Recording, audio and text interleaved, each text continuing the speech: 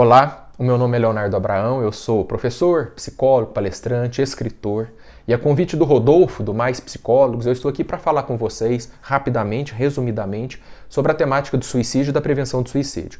Um assunto que tem me chamado a atenção cada vez mais, eu tenho estudado, mergulhado verticalmente neste problema do suicídio, especialmente em busca de ajudar as pessoas a entenderem como prevenir o suicídio. Eu escrevi um livro sobre esse tema, Promoção da Vida, cuidando dos indivíduos e mudando as sociedades, todos os suicídios são evitáveis. Vejam bem as duas premissas que eu coloquei, cuidando dos indivíduos e mudando as sociedades. Todos os suicídios são evitáveis. E eu tenho buscado referenciais, buscado quem há muito tempo já trabalha e também há muito tempo já mergulha nesse universo do suicídio e da prevenção do suicídio, como, por exemplo, o grande psiquiatra brasileiro, Neuri Botega, que escreveu várias obras, já proferiu várias conferências, já participou de inúmeros estudos sobre o comportamento suicida, e ele tem alguns livros importantes, como esse aqui, por exemplo, Crise Suicida, que é um livro mais fácil, mais acessível e mais barato, inclusive. Eu acho que você pode pesquisar e você acha facilmente para comprar, tanto o livro do Neuri quanto o meu próprio livro. Se você quiser comprar o meu livro, entra no meu site, Leonardo Abraão. Olha como é que escreve Abraão. Com H, Abraão, leonardoabraão.com.br, você acha o meu livro. E aí eu quero comentar com vocês aqui algumas coisas muito importantes. Em 2014, eu criei a campanha Janeiro Branco, convidei amigos e amigas da psicologia aqui de Uberlândia, onde eu estou gravando esse vídeo, Uberlândia, Triângulo Mineiro, Minas Gerais, para a gente ir para as ruas falar sobre saúde mental com as pessoas. Ir às ruas para a gente falar sobre saúde mental, essa é a proposta da campanha Janeiro Branco. Abordar as pessoas onde quer que elas estejam.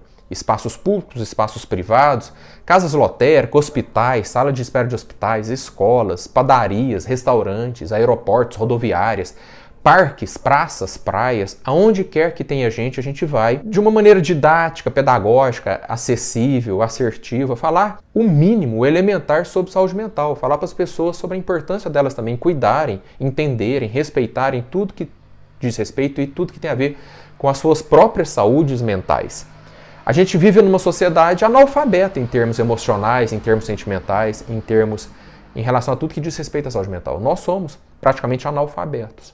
Nós, profissionais da saúde mental, já sabemos alguma coisa, mas a população, de uma maneira geral, nunca passou por um processo de psicoeducação. Nas nossas escolas, nas nossas igrejas, nas nossas empresas, mas principalmente nas escolas e nas mídias, onde as pessoas recebem a escolarização do brasileiro, em média, quase que não ocorre dentro das escolas, quase que ocorre por meio de programas de auditório, por meio de programas jornalísticos, mas se nós pegarmos as escolas, não existe educação emocional, ninguém tem aula sobre ciúme, sobre raiva, sobre medo, ninguém tem aula sobre frustrações, não tem.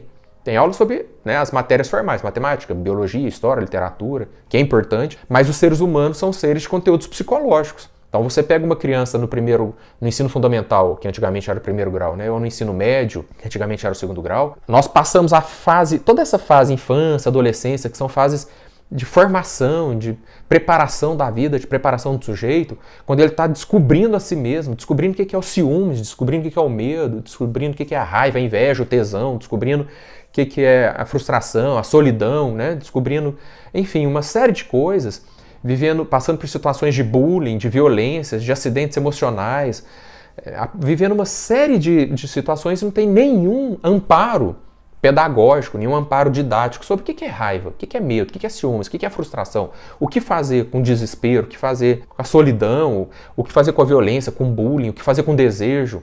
Então, as crianças e os adolescentes vão passando por essas etapas da vida, riquíssimas de descobertas, experiências e dúvidas, angústias também, mas não tem nenhum amparo, nenhuma educação emocional. Sabe tudo de matemática, aprende tudo de química, aprende tudo de inglês, e olha lá, mas não sabe nada sobre si mesmo, não tem um momento de se investir em autoconhecimento, autocontrole, autonomia, nada. Então, a campanha Janeiro Branco nasceu para chamar atenção para isso, o tempo inteiro a gente falar sobre as possibilidades, os potenciais, as importâncias dos universos múltiplos e variados da saúde mental. Então a gente vai para as ruas, para as mídias falar sobre isso. E em função da ausência desse processo de psicoeducação, todos nós somos analfabetos emocionais. A gente tem a proliferação, a repetição de tabus, de preconceitos, de paradigmas ultrapassados ou paradigmas cristalizados em preconceitos e tabus, em conflitos ideológicos, conflitos políticos, em posições de ideias de terceiros que atendem a objetivos de poder, etc, etc, etc. O que nós temos é uma deseducação, uma desinformação permeando muitas das instituições aqui na nossa sociedade. E dentro desse contexto, falar sobre suicídio, então, aí é de uma obscuridade, é de um desconhecimento, né? É de um tabu muito profundo, muitos medos, muitas negações, muitas evitações. Não, não podemos falar sobre isso, né? Assim como a sexualidade também, muitos tabus, evitações, medos, ignorâncias. Assim como questões relacionadas a características da sociologia brasileira, a desigualdade social. Será que a gente discute a sociedade brasileira profundamente, criticamente, desalienadamente? Será que a gente olha para as mazelas sociais dessa sociedade de passado colonial, escravocrata, patriarcal, machista, racista, né, homofóbica, etc? Então tem muita coisa que a gente não discute. Tem muita coisa que a gente nem toca. Por medo, por tabu, por ignorância, por evitação, por negacionismo, por submissão política, alienação política, social, alienação cultural, etc. Então nós somos muito primitivos ainda em muitos aspectos. E dentro dessa primitividade, dentro deste analfabetismo socioemocional, o ser humano é um ser sócio também, né? Não é só individual. O ser humano é uma entidade bio, psico, sócio, espiritual. Tem uma porção biológica, tem uma porção psicológica, sociológica, ecológica, espiritual. E nós negamos ou desconhecemos profundos e vastos conhecimentos sobre tudo isso. E isso nos traz prejuízos, como, por exemplo, sermos um dos países campeões em depressão, sermos o país campeão em ansiedade no mundo, sermos um dos 17% de países em que as taxas de suicídio estão crescendo. Isso é um dado interessante que eu até apresento no meu livro, um dado da Organização Mundial da Saúde. Em 83% dos países do mundo, suicídios estão caindo, porque estão sendo enfrentados com políticas públicas, discussões sérias. Em 17% dos países do mundo, os suicídios estão crescendo, e o Brasil é um desses. Então a depressão está crescendo no Brasil, a ansiedade está crescendo no Brasil, né? O suicídio está crescendo no Brasil, o alcoolismo está crescendo, o consumo de drogas lícitas e ilícitas, a medicalização da vida, a dependência química, a dependência de remédios, o entendimento, a crença, né? A fantasia de que remédios vão solucionar todos os problemas da vida. Então nós temos sérios problemas sendo agravados na sociedade brasileira e é importante que a gente fale sobre isso. E o suicídio está aí dentro. Enquanto tabu, enquanto assunto evitado, não falado, né? Enquanto grande não dito. Enquanto grande não dito. Então nós temos aí um problema em franco crescimento que a gente precisa enfrentar. Sem psicoeducação social geral, por meio das igrejas, das mídias, né? Um grande convite à sociedade e aos indivíduos para olharem para a saúde mental, sem isso nós não vamos conseguir. E também sem uma psicoeducação formal, técnica, dentro dos centros de graduação, nas nossas universidades, nos nossos centros acadêmicos, nas nossas instituições de ensino. Eu vou te perguntar e eu quero que você pense sobre isso. Na sua graduação, de repente você está fazendo aí um curso, né, de psicologia ou outra área da saúde, enfermagem, fisioterapia, medicina, não sei. Na sua formação em saúde, especialmente se você está fazendo curso de psicologia, tem uma matéria chamada suicidologia? Tem uma matéria dedicada exclusivamente aos conhecimentos já produzidos pelas ciências sobre comportamento suicida? Tem uma matéria específica sobre suicidologia, chamada especificamente suicidologia e comportamento humano, por exemplo? No seu curso de psicologia, no seu curso de medicina, no seu curso de enfermagem, ali na linha de frente, ou de assistência social, né, que muitas das vezes lida com as pessoas em desespero, em situação profunda de vulnerabilidade emocional e ou social. Tem suicidologia na sua graduação? Muito provavelmente não. Às vezes não tem suicidologia, mas de repente tem crise suicida, suicídio e comportamento humano, enfim, tem algum outro nome. Mas a grande maioria das pessoas com as quais eu já conversei, e eu já conversei com muita gente, porque eu viajo o país fazendo palestras, dando cursos, dentro da campanha Janeiro Branco e fora da campanha Janeiro Branco. Por causa da campanha Janeiro Branco, eu tenho viajado o país há 7 anos, a convite de instituições públicas e privadas, para falar sobre saúde mental. Uma cultura da saúde mental de acordo com o que a campanha Janeiro Branco propõe. E fora da campanha, os meus cursos, desde que eu lancei meu livro também, né, lançamento de livro, divulgação do livro, lançamento de cursos, né, oferta de cursos, aí em todo o país, eu tenho viajado muito e pergunto para as pessoas, você é psicólogo, você é médico, você é um profissional da saúde, teve na sua graduação uma matéria chamada suicidologia ou algo sobre suicídio? Mais de 90% das pessoas falam não. E o pior, Não tem uma matéria e em nenhuma outra matéria, nenhuma aula é dedicada exclusivamente à questão do suicídio. Em nenhum momento alguém falou sobre suicídio. Inclusive isso aconteceu comigo. Na minha graduação em psicologia não teve uma matéria chamada suicidologia e nem nada parecido. E nenhuma aula era sobre suicídio e em nenhum momento de nenhuma aula falou-se sobre suicídio. Então é uma lacuna muito grande. Tabus? Pode ser. Preconceitos? Pode ser. Medos? Pode ser. Resistências culturais? Paradigmas ultrapassados? Existem mil explicações, tá? Inclusive explicações ideológicas. Nós sabemos que parte da produção científica, né? E nós sabemos que parte das universidades brasileiras são ideologicamente dominadas por visões de mundo que entendem que o comportamento individual é fruto de engrenagens sociais. O entendimento de que o comportamento do indivíduo, as questões da sua psicologia pessoal, da sua psicologia particular, são frutos ou estão necessariamente ligadas a engrenagens sociais, a macroprocessos sociais. E aí a ideologia da visão exclusivista, né, exclusivamente social, essa ideologia do social, essa ideologia do coletivismo, essa ideologia das engrenagens sociais sendo as responsáveis por absolutamente tudo do comportamento individual, acaba levando a um afastamento da discussão sobre as origens, os fatores de risco individuais relacionados ao suicídio, porque a ideologia coloca o olhar sempre no social, sempre nas engrenagens sociais, sempre no macro processo político, formacional dos indivíduos. E tentando entender o suicídio sempre a partir do macro, tentando entender o suicídio, que é um fenômeno, que é óbvio que tem uma ligação social. Nós temos uma simbiose da porção biológica com a porção psicológica individual, com a porção psicológica social. Nós somos um todo complexo de partes multifacetadas.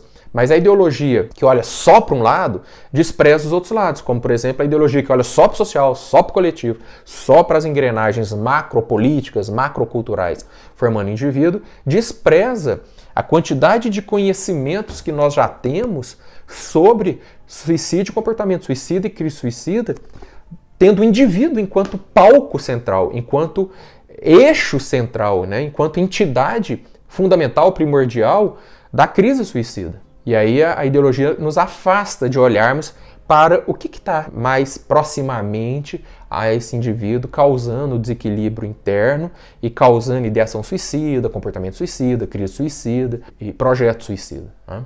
Repito, é óbvio que nós temos parcelas sociais, macropolíticas, macroformacionais, formando o indivíduo, mas o ser humano não é só um lado, só um outro. Assim como a gente também não pode pensar em combater o suicídio olhando só para o indivíduo e esquecendo que ele tem uma relação social, de que ele é uma entidade inserida num contexto de engrenagens macrosociais, culturais também. Nós temos que olhar para os dois lados. Olhar só para um lado e em detrimento do outro vai dar erro. Nós, profissionais da saúde, nós temos que sempre lembrar dessa gigantesca palavra. O ser humano é uma entidade bio, psico, sócio, eco e espiritual. Não podemos deixar nem ideologias, nem fundamentalismos, eu falo em fundamentalismos epistemológicos, de cunho social, sociológico, achando que isso explica todo o comportamento humano, e também não podemos permitir nenhum fundamentalismo epistemológico individualista, radical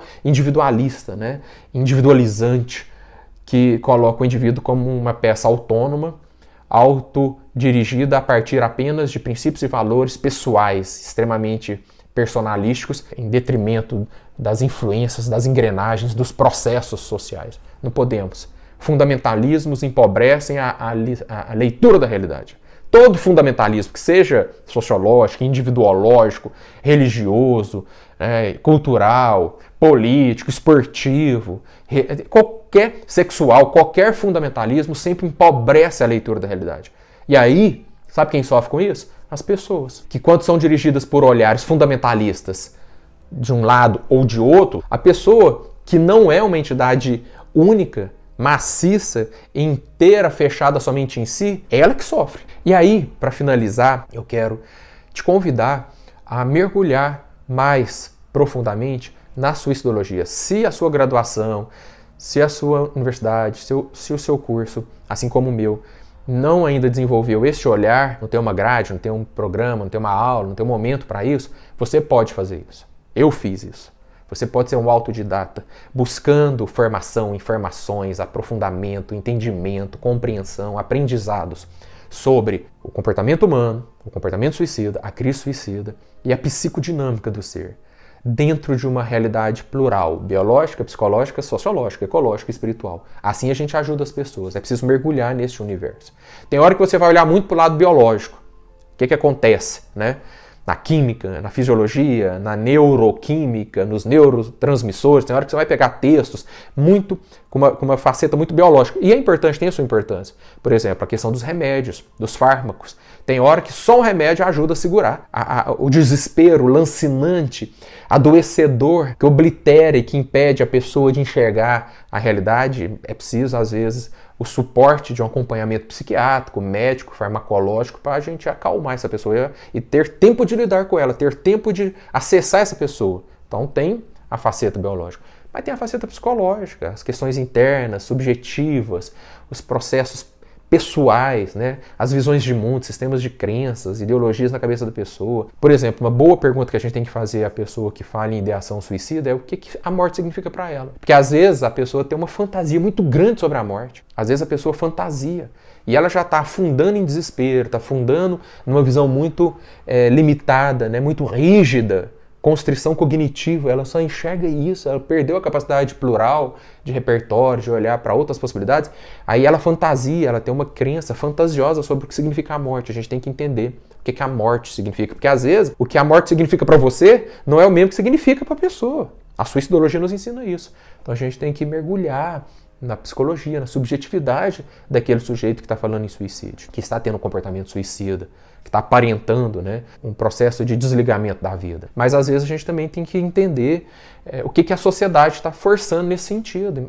A quantidade de bullying, de racismo, de preconceitos, de homofobia, de machismos, de patriarcalismos, de violências, os processos macro têm sua importância sim. A gente só não pode achar que tudo se explica neles. Mas temos que entender, a pessoa está inserida em qual contexto? Ela está dentro de quais influências ambientais, processuais, sociais, machucando, destruindo, prejudicando a sua pulsão de vida, prejudicando seu desejo de sobreviver, de enfrentar a vida, de enfrentar as dores, de enfrentar as questões que estão a machucando. Entender como é que ela se relaciona com o mundo natural, né? Porque é um ser ecológico, a gente está dentro de um ecossistema, está fazendo falta, o sol faz falta.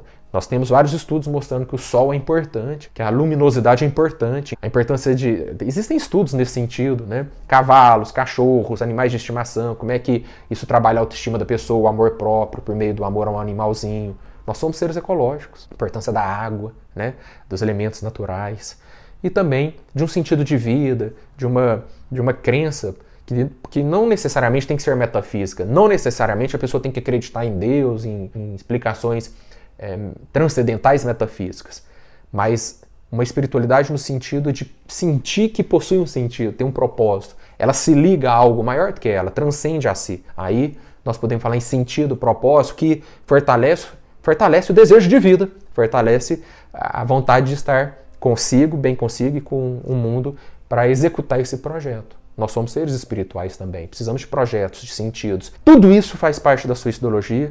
Tudo isso a gente podia estar aprendendo nas nossas formações acadêmicas, ou igrejas, mídias, empresas podiam estar contratando profissionais da saúde para falar sobre isso. Está vendo a importância do Setembro Amarelo? Abrir a discussão sobre isso? Mas o Setembro Amarelo também precisa transcender, precisa ir além. Não dá para a gente ficar só nos slogans, falar a melhor opção, falar a melhor solução, sem a gente ensinar fatores de risco, fatores de proteção, como que suicídio é um comportamento complexo, o que é a ideação suicida. Quando uma pessoa começa a pensar em se matar, pensar em suicídio, em que ponto da ideação suicida ela está? Está no início, no meio ou no fim desse projeto suicida? Se está no início, a gente tem que agir assim. Se está no meio, diferente. Se está no fim do processo, está quase cometendo o ato suicida, a nossa ação enquanto profissional, o resgate tem que ser de outro ritmo, outra intensidade, outra forma, outra estratégia. Então tem muita coisa para além do falar a melhor opção, falar a melhor solução. Tem muita coisa que o Setembro Amarelo ainda precisa avançar, amadurecer e contribuir de forma mais efetiva com o processo de psicoeducação da sociedade sobre prevenção do suicídio. Quer falar mais sobre isso? Vai lá nas redes sociais, Leonardo Abraão Oficial, Janeiro Branco, ou no meu site, Leonardo Abraão, com H, abraão.com.br. Eu deixo aqui a minha contribuição, agradeço mais uma vez a você pela sua paciência de me ouvir e agradeço ao Rodolfo e ao Mais Psicólogos. Parabéns pela iniciativa. É isso. É assim que a gente vai gerar uma cultura da saúde mental e uma cultura da prevenção do suicídio. Tchau!